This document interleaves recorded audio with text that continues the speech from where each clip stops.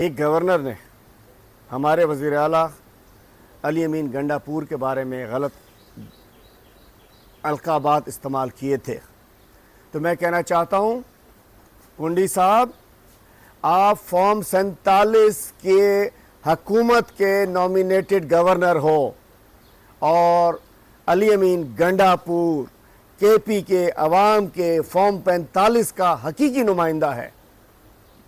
آپ نے بڑی بدماشی کر لی سندھ میں لاوارث سمجھ کے۔ سندھ بھی اب لاوارث نہیں ہے، ہم انشاءاللہ سندھ میں ہم اتر چکے ہیں۔ ہم سندھ میں گلی گلی گاؤں گاؤں بازار بازار جائیں گے۔ یہ جو کلچر ہے نا یہاں بیٹھ کے، تو وہاں برائے کرم ایک عوام کے منتخب وزیر اعلیٰ کے پھر جواب بھی آپ نے سن لیا ہے، اور ہم کہتے ہیں کہ جن لوگوں نے بھی آئی ایس پی آر سے پریس کانفرنس کا مشورہ دیا تھا غلط کیا تھا۔ قوم کو جوڑنے کا وقت ہے، قوم کو توڑنے کا وقت نہیں ہے، قوم کو ایک کرنے کا وقت ہے۔ فوج ہماری